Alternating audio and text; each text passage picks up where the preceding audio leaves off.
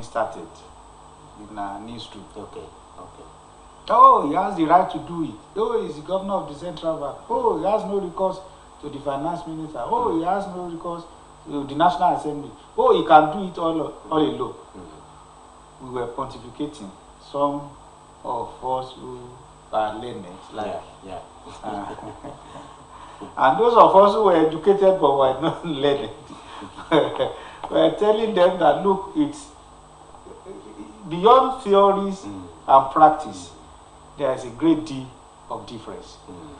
We are here now. The reality is only us on the face.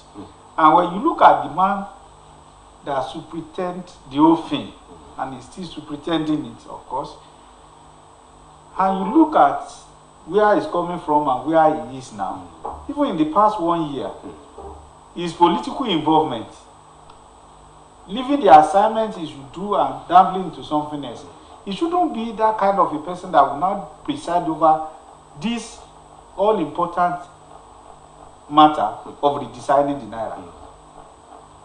And in any case, what do we even need the deciding for? In the first instance, do we really need it? It was along the line they were talking about copying corruption and this and that. No, it is not now that we need it. This year, corruption, we are talking about fuel crisis. We are talking about the designing of the Naira. We are preparing for elections. We are preparing for census. It's like you are pushing the country. You already put it on the cliff edge, and now you want to push it over. For the fuel, we've been here for a very long time, and it's been a recurrent decimal. It's seeing some kind of a thing. We've not been able to find solution to the fuel crisis. He cited the situation of the redesigning of the Naira when Buhari was the head of state. He forgot to also speak about the fuel crisis that happened when he was Minister of Petroleum Resources about 47 years ago. So it's like we are living in a circle all over. If since then, series of turnaround maintenances have been done. Here we are. Now we are going private. Abi, Dangote refinery will be taken off. Would that crash the price? The more you deregulate, the more you remove subsidy, which Buhari himself described as a scam. Now he's presiding over the scam, in quotes, and the situation remains the same. So where was the moral right of the kind of criticism that was levied pre-2015 election, that things are now getting worse? So we are wobbling and fumbling. How we'll be able to stand economically beyond this level, time will tell. Is in the womb of time. All right, thank you, Akin. Barrister Moses Okadita. Now, with all this crisis, we are looking forward to the general election when we determine who takes over the affairs of governance in the country. Now, with this crisis now, do you think the election will not be mad? Well, it's not yes and no a question. If you are preparing for election, there are some basic things that you need to put on ground. One, you have to ensure the security. Two, you must make provision for those who are directly involved in the election. You can call it any name. The money must be available, transport, and then fuel.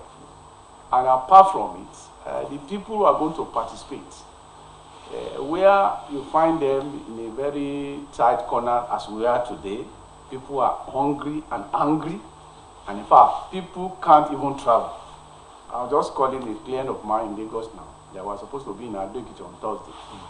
And he said it's not likely because he has taken about maybe 226 on the line for it. And the only money they're likely to give out cannot be enough. And then not to talk of transporting to Adokiti, where will they get the money and that kind of thing. And so majority of people who are likely either move from Lagos to Osun to come and vote, or those who are within the neighboring country who will be coming back home, they need the same Naira. They need fuel. And so, like Mr. Olobi rightly said, that even if a change of currency is important, is it now? And then, if you are preparing for election, you are the Minister of Petroleum, and then the thing has been wobbling and fumbling in the last 4 months, and you keep on telling us that are going to have free and fair election. And you should be able to set up some machinery in motion, so that if you actually are targeting at those things. So if you look at what that is confronting us today and the short time that remains, today is the 6th day of February. If you take 6 out of 25, that means we have about 19 days. 19 days to go. Less than 3 weeks. It's very good. So if you are going to ask the Independent Electoral Commission to go to the field, and then how about the mobility? How do you get them fuel? Are you going to command it? Will it be so easy? Yeah, the budget is available. Who will supply them? How about the transporters? And apart from it, the APOC staff will also be involved. Do you have enough cash? Are you going to transfer? If you transfer, how would they transport themselves to the various polling units so as to do this job? So yes, they keep on telling us, and in fact there have been some theories and some people suggesting that it's because they want the election to be shifted, and possibly they want an interim government, because the provision does by May 29 this year, the president has to vacate the seat. And what is the constitutional provision? So all this one coming together, and some people are saying call fire, and the INEC is even assuring us, don't worry, we are ready. Yeah, they are ready. But the issue is, a man who has not eaten will be asking the question what American president asked the American when they were approaching election. He said, ask them the last 4 years, how was what impact have they made in your life? So if in the last 4 years the cost of raw material, the cost of feeding, transport, housing, accommodation, and many other things, even health, has been a problem, then we should be looking at, will the people come out? Because somebody who is already frustrated, somebody who is already hungry, people are committing suicide. People are not that they wanted to die, but they have children at home, they have a wife at home. In fact, I learned a woman was in the hospital and they asked, unless there's money, the woman will not be treated with pregnancy, and she died. So will that man go to poll and say, hey, I must vote for that? So like your Bible says, you need to do Moriya. So if the people are happy and the election is coming, we can be sure. But then one other issue that we cannot put aside is the issue of security. If you take any paper today, in Kashina, where the president himself came, one of the paper reported that the total rise of people killed is now 84 because of the bandit attack. And it's not the first time. Last week he was in Kashina and they were stoning him. Demonstration was there. He was in Kano. They were stoning the place. So will you now prepare with those people ready to receive those who are coming for election? Would they not be asking questions? All right. So these are some of the challenges. Yeah, the election will go, but I do not see how prepared, how ready this government is. Now let me go to Akin. You see, election was hold in our own interest, collective interest of the country. What is it that we can do within the time frame now to ensure that we have free, fair, and credible election in this country? Who says election must? No, I wonder where you got must. There's no must there. The electoral said if there is insecurity, it can be postponed. So there is no must in this matter. So I'm starting on that. Yes, you are right, sir. And whether you don't need to be like I'm sufficiently educated. You are more than SAX. You have been on this field. Now, in our own interest, Okay. which interest is yours? Which interest is mine? Which interest is ours? From what angle, what perspective are we defining interest? Even when they talk of public interest, whose interest is public interest? The reality on ground today in Nigeria is that perchance we want to go ahead with the election, going by what my good friend said. Okay. Forget about it being fair. Forget about it being free. Look, as it stands now, except there is a miracle. Okay. If that miracle comes between now And next week. and next week, Yeah. election will be fair, will be free, Okay. will be credible, Okay. and the whole world will applaud INEC and Nigeria Okay. that our democracy is growing. Yes. What are those things that need to be done? Fuel must be available. As in, go into the filling station, buy and get out. Okay. Not queuing for hours. Yesterday I was in the filling station.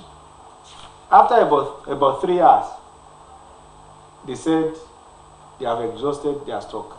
So I'm beyond. I couldn't buy. I had to resort to buy 380 naira per liter. Perchance I want to go for election. You think I will buy that to go and vote? And those of us here are a bit privileged compared to others. So fuel must be made available Okay. for NURTW and RATAN that will be used. They need fuel to go to the nooks and crannies of this nation, of this country. We've always been talking about voter apathy. Yes.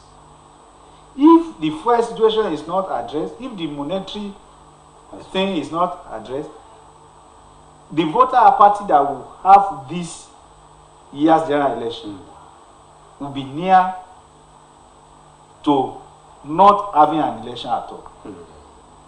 So these two are critical. We are talking about training and retraining of even ad hoc staff that I mentioned about. How do they even get to the training venue? You are talking about some of them transporting before getting to INEC. They must move. Yes. Before the vehicle will start conveying them. Would they be paying? Would they be transferring money to drivers or to Okada riders? So it is not about rocket science. It's what layman can see. It's staring us clearly in the face. Okay. I believe, I pray that the federal government will be able to address this. Okay. The other one is security. Yeah. You also spoke about it. Yes. You asked me what can be done between now and then.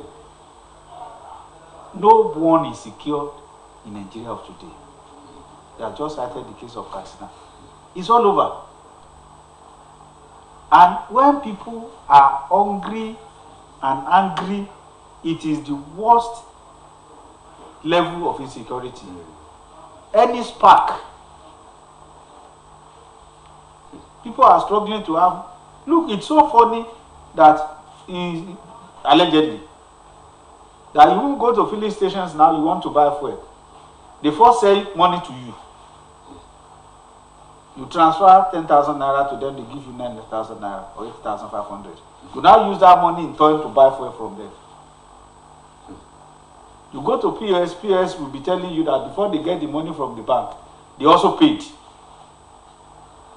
So when you look at the totality of this, and people at the elastic end, and now you are now ask them to come and vote, even if they go out and they are lining up, any slightest provocation can create chaos and confusion that will disrupt the whole thing. So I pray that these three, fuel, monetary matter, and security, not pay lip service to them, must, using your word now, must be addressed if they must have the election. All right, thank you, Waki. Now, let's move to the second topic of our discussion for today. INEC fully ready for 2023 elections. That is coming from the chairman, Mahmoud Yakubu. Barrister Badita, if INEC is fully ready, then what do we expect? If INEC is fully ready from his own ends, we expect them to conduct. But the reality is that it is sometimes a woman may be ready for marriage, and then you set the date of the marriage. But the man who is to wed is a wanted man. How will he appear at the wedding ceremony?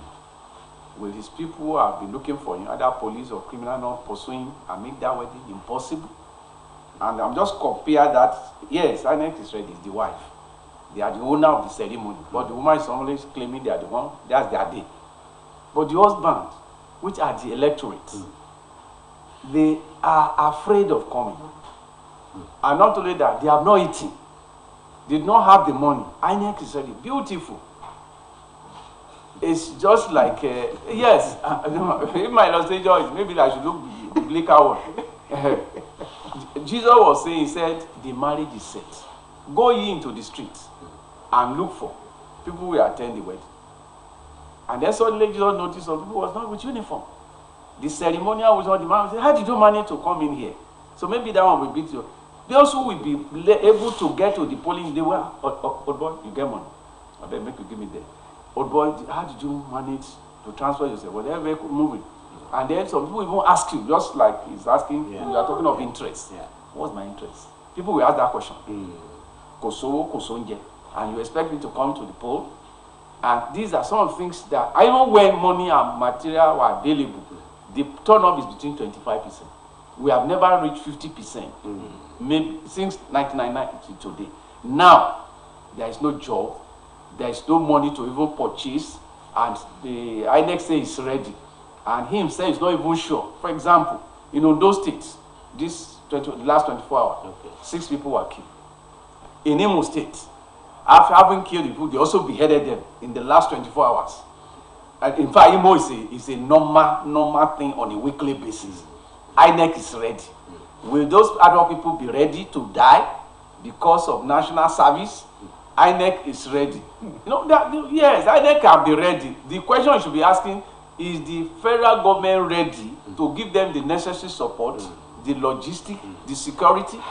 And a philosopher said, he said, it does not even bother how many people, it doesn't bother who participate in the voting. But that matters to him is who counts the votes. INEC is ready. We are the count, those who we're going to count, just in the state, in Osun State. We were told election was conducted. Now we have about 2 reports from the same server. INEC is ready. Would they be ready so that there won't be 2 reports, so that you not set the nation ablaze? So these are the numerous questions we keep on asking INEC. Yeah, you know, as the point, even though they say, this election may not hold. They say, you don't let us hear. Say, okay, we are ready. Okoyawo, how will you get there? All right. And you are the Okoyawo. You are the electorate who will determine. But we have not eaten. All right. You have no money in your pocket. Okay. How do you get there? You are not sure of your life. So that's the story. Okay. Now, I can based on what based on the submission by Barrister Obadita, can INEC succeed on its own without the support of other stakeholders? Let me take off from where. Is my statement make you laugh? Yeah, yes, because I had a practical experience of this Okoyawo of a thing that happened. If I be a king, I won't mention him, I will just summarize it. In 1993, precisely around October, November, the marriage was fixed for Ibadan. In Mako registry. Arrangements made for entertainment and the like. But the June 12 crisis was in town. And that day, that Saturday, that day, Ibadan was practically shut down. Because of the June 12 crisis. Because of the June 12 crisis. Lo and behold, there is no way to come up for the marriage to take place. And that was the end of the story.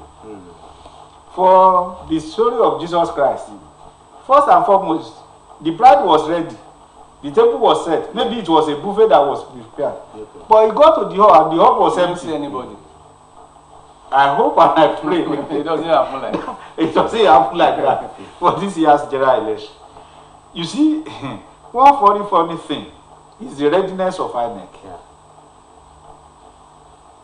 INEC cannot single-handedly conduct this election. No.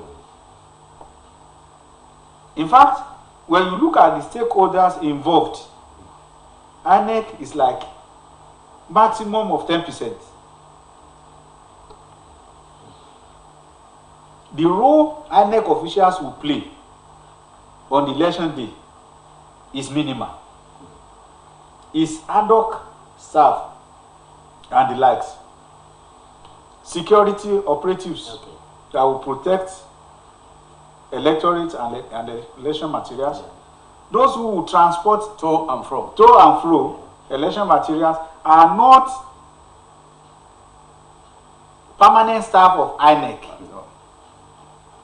Those who are going to vote that they rely on, despite their readiness, going by the stories already told, if they get there and the people are not there, what happen? Considering the level of apathy and the frustration and the trust deficiency of Nigerians in the leadership and the political system and the democratic experience we are having, you think Nigerians will take up if things are not properly done to be there? INEC says they are ready, because that is what you and I are expected to hear. It's like politicians too. When they are campaigning, the manifesto you want to hear is what they will tell you. $1 we exchange for a naira. We applauded because we were expecting that. We will create 3 million jobs every year. We applauded it. Fuel we sell for 30 naira. I remember my very good friend, old man, God bless his soul. I brought him here, Tam David West. And he said, maximum, I've just spoken with Biari. A liter of fuel we sell for 30 naira. We applauded, we were applauding them. So it's what we wanted to hear. The INEC had just told us. All right. Now, whether we'll be able to hold the commission responsible at the end of it or not is another thing entirely. But like he said, they had also expressed fear earlier. Now they are changing gear. I hope they will not change gear again. All right. Thank you, Akin. And now, Barrister Moses of Badita, based on the submission by Akin, it is, you know, everybody can recollect that INEC had earlier raised alarm that election may not hold due to certain factors, which include insecurity in the land. Now, INEC now coming to tell us that it's prepared for election. Can we say that the commission is pretending? They are not pretending. You are compelled. He who played the piper dictate the tune. Those who put them there want them to sound positive. And they should not express fear. You know, they were rebuked. They were insulted. What do you mean? Given you so and so billion. Don't tell us you are not ready. So, and then, okay, we are ready. So, yes, now, that's the story you want to. Okay, we are ready. But the problem is that if they are ready, it's the federal government that supplies the coercive forces. They have the soldier, they have the NSCDC, they have the police, they have the DSS. Are they ready? And if they are ready, why is it that yesterday people are still being slaughtered almost in every part of Nigeria, north, south, and here, and even in Lagos? Some people were arrested yesterday that they were demonstrating for Dua. It's in today's paper. I read it. That they were ready to demonstrate before they have arrested them. So before you can, I remember when we were approaching the 2015 election, they were expressed fear over the insecurity. And really the insecurity was there in Borno State and some part of those Yobe area. And what the government will assure us was to go into action. Not waiting. Even before this time, things have already taken a different shape in that area. They engaged some people from South Africa to come and join our forces, and they were able to chase them away. And so many things were done, assuring us plane was, the aircraft was obtained to ensure surveillance and that kind of stuff. But this government have not, I'm yet to hear that. And maybe they want to do it secretly. So if you are going to give INEC support, we should be seeing the action. And I remember too in I think it's 2014 too, in this day when the election was coming up, DSS were already thrown here 2 weeks before the election, and they were going everywhere. Anybody who want to make trouble, let them come out. And just have to know that a country want to complement the effort. So it's not just INEC saying it's ready and all of us sitting down and people are traveling out and waving hands. Don't worry, just vote for Mr. X and Y. No. If you are ready, it is people will know. Like we already said, there are some wedding. Even I remember MK was to be make the Ààrẹ Ọ̀nà Kakanfò. And some people went to court in Oyo in the night to get what they call injunction. And Afebalola was the man for MQ, and he quickly neutralized the thing. And some people wanted to, and they cared everything necessary. Those they persuaded, those who are not ready for it, who are ready for it. That's how to do it. If somebody say your daughter is not going to get married, either for one or the other, and you want the ceremony, you don't just say, you must take steps. Either by neutralizing the enemy, because in little they said attack is the best means of defense. Yeah. So you go in there, but you are not going in. The bandit in fact, the currency we say is not available. They are showing to us from what video we watch. They are making mockery of. They're making mockery of the Nigerian nation of the security. So if I just pray they will not just push the INEC and the young, especially those copper into trouble. So the government must, the time is just not there. We have less than 3 weeks now. So if they are ready, let's see it now. Let them demonstrate All right. it. Now, okay. Now, less than 3 weeks. Do you see government demonstrating, being more proactive in order to ensure that the election holds? Let me quickly modify one or two things. Okay. I want to believe the readiness the INEC chairman was speaking about. It's not for the totality of the election. You know, the mock accreditation that they did. I'm just reasoning that way. The mock accreditation that they did in 436 polling units. It was after that I spoke. And he said the equipment they use work perfectly. Yes. And that there will be simultaneous transmission of results, so that there won't be two separate reports like Mr. Baditan spoke about. So, if it's that, if their readiness is in that area, that means when every other things are put together, like they say in economics, all things being equal, they are ready. I hope that is what he's saying. Now, beyond that, what you think the federal government can do in the next 3 weeks? We had spoken about it a while ago. They should know, and he had expressly analyzed it. It's either you have the election or you don't have the election. It will be worse if you have the election adversely. You know, Nigeria had gotten to a level in 2015 that the whole world acclaimed Nigeria's democracy as growing. Yes. Not just because of the manner the election was conducted, but for power changing hands between a ruling party and an opposition without violence, without bloodletting. And Nigeria was praised. The gains of 2015, well, if perchance we had maintained it in 2019, we couldn't build on it.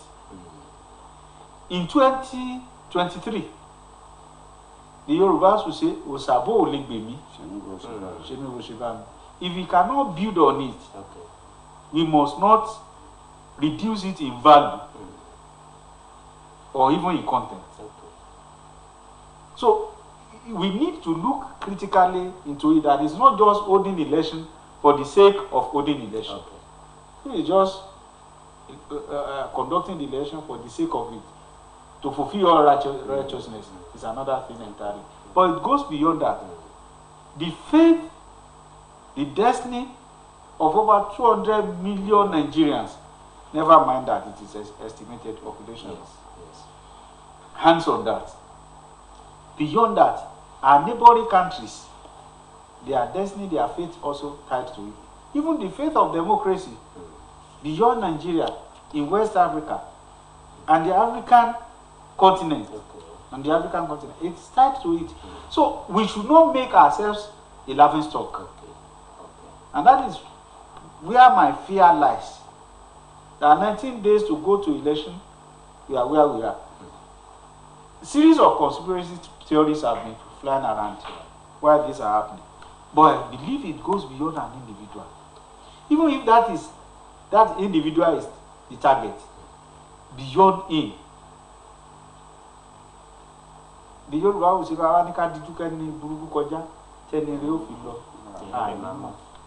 and when you have a masquerade, a blind masquerade, holding cane, you won't know when you will even be flogging the chief priest, Alagba, or even the king of the community.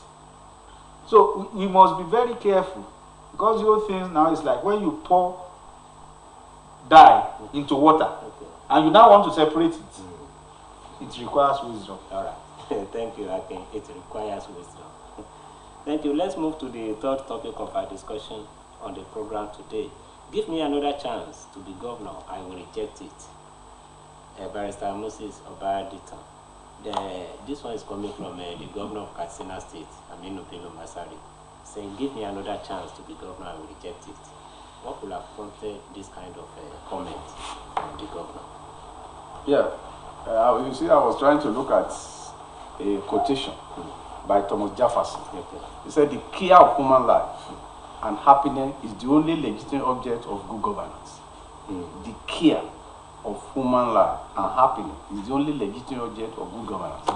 So Masari has since discovered, because he has, I think it was the Speaker, House of Rep at a point in time, so he has since, the Bible says, to Russia. So he haven't looking at the situation and then haven't been at the ends as a governor. He knew that, or he knows now, that it's not a comfortable seat. He was there, he negotiated with the bandits, he even took photographs with them, and I'm sure that it's going to have a peaceful state. Only for those people to deliver on the agreement, only for that state to become, a theater where about 100 pupils were, taken away, and you have to negotiate a lot of things. And today, that same Kashina he is governing, when he came on board, people were celebrating him. And I remember in that particular state, when the president was coming, it is always celebration. But as at last week, they have to use tear gas to disperse some people. So these are the things he has seen and said, look, I came, I saw, but I failed. And I think I appreciate him. Not everybody will admit in another way that, look, this thing is a hot seat. What I thought I would achieve is nothing. The people I thought I can handle, they are not responsible. And the one he's saying, if we ask most of the governors to, if they are going to be objective, it's the same thing. They assume it does a form to come and govern people. But if you look at Section 14 of the Nigerian Constitution, sub 2, it said, it shall be the duties of every government to see to the security of lives and property and the welfare. And the questions that government should be asking, has he been able to achieve that? And if he has not achieved it, why should they offer him? Why must he come and die? Because in the 8 years they offer him, he has failed the people. He has not improved their lives. And so the same at the national level, they promise us, like Mr. Olobi said, by the time you come here, you'll be buying fuel for 40 naira. The dollar to naira will be the same. Every year we'll be building refinery. And they assure us nobody will travel, because we will turn all the hospital in this place to become what is obtainable abroad. And here we are. Yoruba say, Olela Babu Beni Nida. So he has been in Kashina State, and he has realized that all the proposition, all the effort, most of this thing has not come to pass. And he's saying, look, if I have my time, if they mention governor, I will pick my risk, because it's not a joking issue. Right. It's a serious business. All right, thank you. Okay. Is it true that Masari could have been saying this out of frustration? I don't believe so. You don't believe Honestly, I want to Look look at at the it state. from. Look at the insecurity. I want to look at it from another angle. Okay. Nigerian politicians and political office holders will not just give up the way he's trying to give up. But one thing that is certain is that even if he had wanted to come back, The Lord does not permit. does the law permit it? No. He is saying this just to curry sympathy. Okay. That is the way I Sympathy for what? For his How failure. me for his failure, yes. Yes. For his failure. Yeah. And Has he improved the life of he people? had No. he had failed. Honestly, first term of 4 years, he didn't say he will pick race if he has to come. Now, after completing the Great constitutional term, Yeah. you are not, who will invite him to come and be governor in the first instance? That is an hypothesis that can never be tested anywhere, whether no hypothesis or not. I could be constitutional amendment. Until that time. But as it stands now, he's entitled to 2 terms and they had completed it. Now he's going. Okay. It's like, you see, the Yorubas will say the masquerade that will eventually become a man must be less sadistic when he's under the cover of the paraphernalia of the masquerade. Now, he's a masquerade as a governor. He's well protected, he's well secured, he's well immune. The state takes care of virtually everything. Now he's going out. And in a matter of months, he must have cast his mind back and look at where I had started. The mastery I knew, I had the opportunity of sitting side by side with him when he was the Speaker of the House of Representatives. Okay. We had 1 hour interview with him, and for more than 1.5 hours, he engaged us and we were speaking. We started around 3 a.m. We didn't leave him until around 5:30 a.m. Now finding himself here, he has seen it all. Okay. And there couldn't have, this was second chance for him as governor after leaving as Speaker. Yes. Well, maybe third chance will come for him if he want to go back to the National Assembly or want to become president. But he should just Go and rest. go and rest. And stay with the grandchildren. Let him spare us. That nobody will offer him Anything. the third term as a governor. Nobody will. So there is no point rejecting No, you it. can go to Senate. That's another offer. No, he's talking about governor. I say you can even go as Senate. The governor is no more He's not saying legally. if he's invited to be a senator. Okay. He's saying if he's invited to be a governor governor again. and there is no third term. Obasanjo tried it and failed. Failed. They will start with third term with Masari. All right. Thank you, gentlemen, for coming on the program today. Our time is fast spent and we have to round it off now. Barrister Moses of Aditon, thank you for making it today. Thank you for. Akin Olabi, thank you for coming to support us in the newsroom. Thanks for dragging me in. Viewers at home, this is where we are going to call it quit for today. Tomorrow is another edition where you meet us again in the newsroom. Until then, bye-bye.